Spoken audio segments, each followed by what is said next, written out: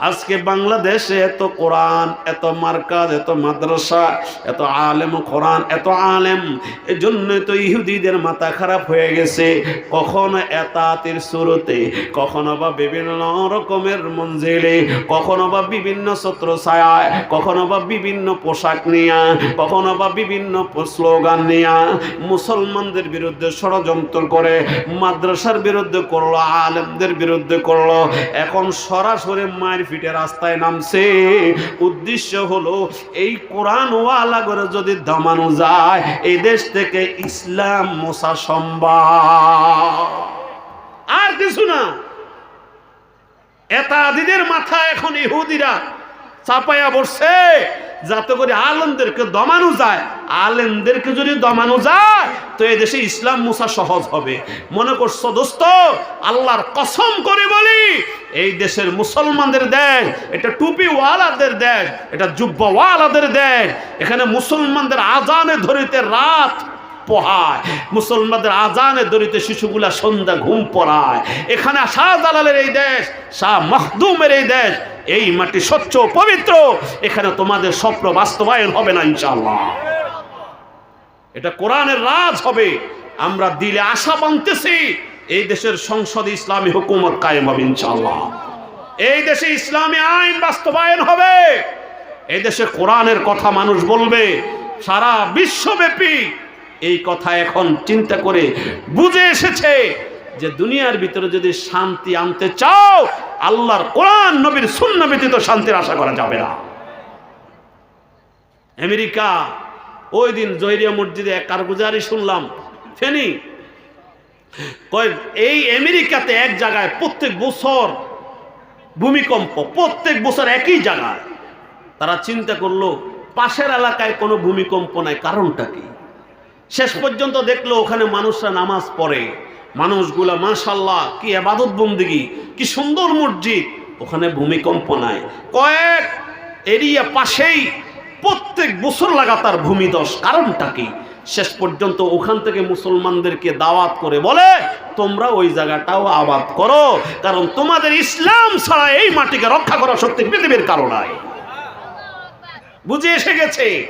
আলহামদুলিল্লাহ, জয়ের স্লোগান এসেছে আফগানিস্তান। হুজুররা বুঝে আবার দেশ চালাইব।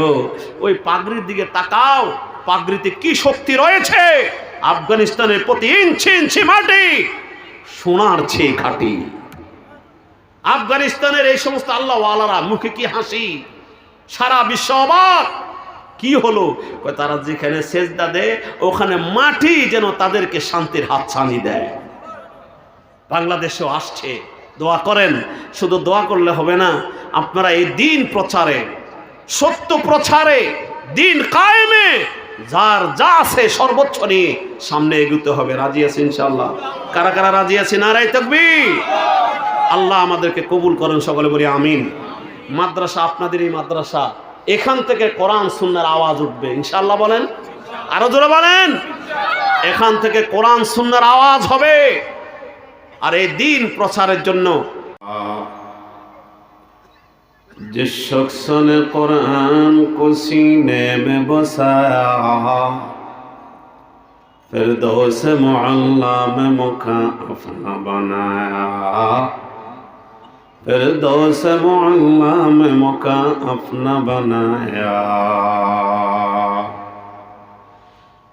जिस शख्स की औलाद हो ये हाफिज कुरान, जिस शख्स की औलाद हो ये हाफिज कुरान, महशर में मिलेगा उसे एक ताज दुर्खुशार, महशर में मिलेगा उसे एक ताज दुर्खुशार।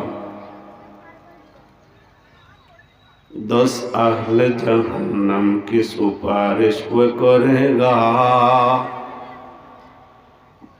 10 अहले जहन्नम की सुपारिश वो करेगा, फिरदौस में लेकर वो उन्हें साथ चलेगा, फिरदौस में लेकर वो उन्हें साथ चलेगा। 10 नेकियां हर हर्फ पे पाता है मुसलमान। 10 नेकियां हर हर्फ पे पाता है मुसलमान। यूं काबिल सदरश को है हर हामिल कुरान। यूं काबिल सदरश को है हर हामिल कुरान। सुब्हानक ला इल्म लना इल्ला मा